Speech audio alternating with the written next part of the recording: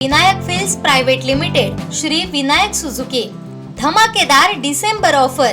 Suzuki सोबत करा आपल्या स्वप्नांची पूर्तता. या डिसेंबर मध्ये घरी आणा आपली आवडती सुझुकी बाईक किंवा स्कूटर आणि मिळवा जबरदस्त फायदे. Shri Vinayak films private limited Shri Vinayak Suzuki, plot number 92, MIDC, तालुका कुडाळ, जिल्हा सिंधुदुर्ग. अधिक माहितीसाठी संपर्क 9423 98 97 81, 9423 98 97 83 आणि 8605 58 63 76. नियम आणि अटी लागू. सर्वप्रथम नगरपालिका प्रशासनाचा प्रमुख आणि शासनाचा प्रतिनिधी म्हणून नगराध्यक्ष मॅडम, नवनिर्वाचित सर्वच्या सर्व 20 नगरसेवक यांचं मी अभिनंदन करतो आणि पुढच्या वाटचालीसाठी शुभेच्छा देतो. त्याचबरोबर परवा दिवशी नाताळ आहे, नाताळच्याही आपणा सर्वांना आणि सर्व शहरवासियांना शुभेच्छा देतो. आजचा हा दिवस खरं तर असा ऐतिहासिक आणि नवीन अध्याय लिहिणारा आहे. त्याला कारण असं आहे की गेली 4 वर्ष प्रशासक नगरपालिकेवर इतक्या प्रदीर्घ कालावधीनंतर या निवडणुका पार पडलेल्या आहेत आणि आपण सर्वजण निवडून आलेला आहात. आता आपण जनतेच्या आशा, आकांक्षा आणि प्रश्नाची उत्तरे आहात. त्यामुळं आपण जेव्हा त्या नगरपालिकेमध्ये काम करत असताना तुमच्यावर काय जनतेच्या प्रश्नाचा किती दबाव आणि किती प्रेशर आहे याची मला कल्पना आहे. कारण मी पण गेली 3.5 वर्ष मालवण नगरपालिकेचा प्रशासक होतो. त्यामुळे मला नगराध्यक्षांची बाजू, नगरसेवकांची बाजू आणि प्रशासनाची बाजू, दोन्ही बाजू मला चांगल्या माहिती आहे. त्यामुळे आपल्या साईडने आपल्यावर काय प्रेशर असेल, त्याचा काय किती, आता हा जो आपण काटेरी मुकुट डोक्यावर ठेवलेला आहे तो किती जड आहे याचा अनुभूती मलाही आपल्याला आहे. कारण नागरिकांच्या वाढत्या अपेक्षा, नागरिकांचे नगरसेवकांकडे छोट्या छोट्या गोष्टीसाठी येतात, मोठ्या मोठ्या गोष्टीसाठी येतात. म्हणजे उदाहरण द्यायचं असेल तर पाणी गेलं, लाईट गेली, नोकरी मागण्यासाठी येतात. परंतु फारसे एका कोणाच्या हातामध्ये नसते त्यांना, परत एका कुठल्या नगरसेवकाच्या किंवा कोणा एकट्याच्या हातामध्ये प्रॉब्लेम सॉल्व्ह करण्याची पॉवर कोणाच्या एकट्याच्या हातामध्ये नसते. परंतु त्या जनतेला ते माहीत नसतं. त्या प्रश्नाची उत्तरे आपल्याला द्यावी लागतात याची मला जाणीव आहे. प्रशासक असताना निर्णय फास्ट व्हायचे, नियमात सुस्पष्टता असायची, फायली वेगाने जात होत्या, मात्र तिथे कुठेतरी जनतेचा आवाज नव्हता.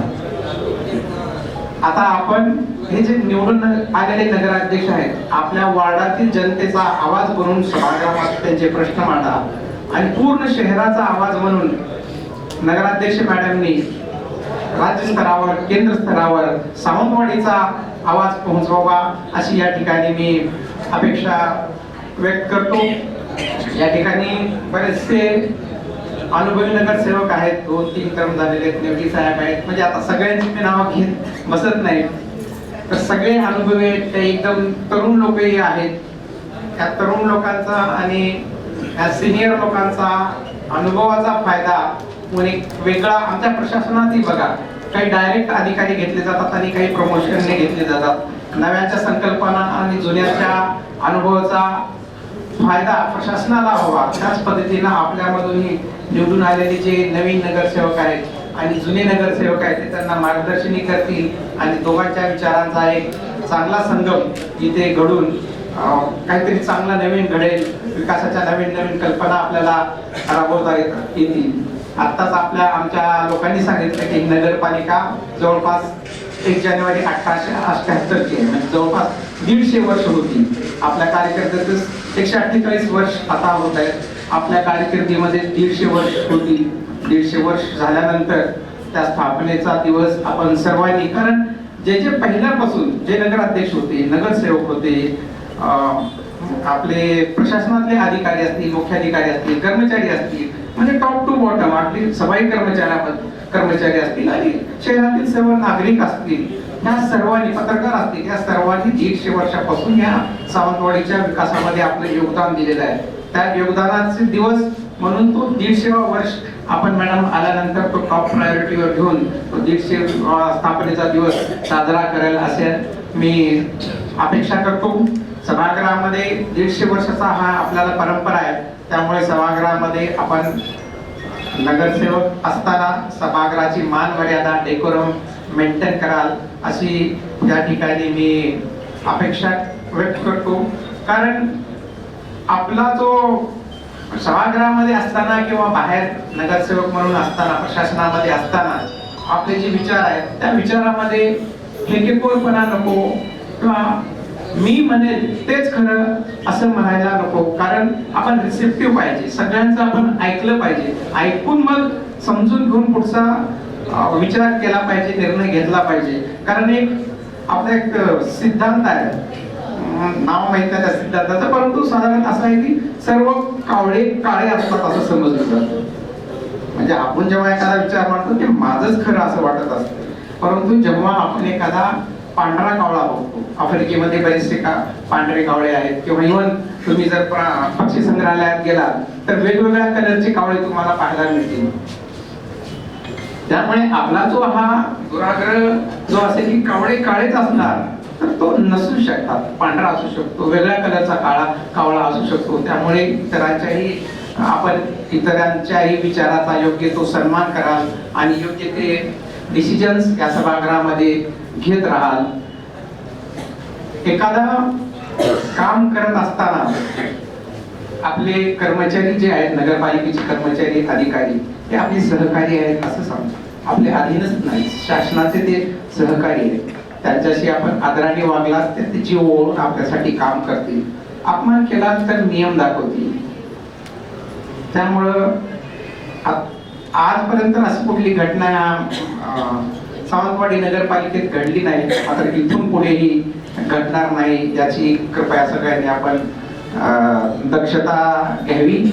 कारण कागदावर सगळ्या योजना अतिशय सुंदर दिसतात, परंतु ते राबवण्यासाठी जमिनीवर लोकांची गरज असते, आणि ते लोक म्हणजे दुसरे कोणी नसून नगराध्यक्ष, नगरसेवक, अधिकारी, कर्मचारी, मुख्याधिकारी हे सर्व लोक असतात. आणि यांच्यामध्ये जर समन्वय नसेल तर विकासाची फाईल, जो विकास जो आहे तो फाईलमध्ये अडकून बसतो.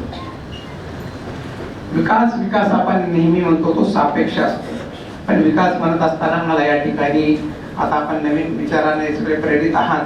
विकास म्हणत असताना मी नेहमी आपल्याला म्हणू इच्छितो की आपण शाश्वत विकास असा केला पाहिजे, सस्टेनेबल डेव्हलपमेंट आपण केली पाहिजे. कारण आजचा विकास ही उद्याची अडचण ठरू नये. पुढची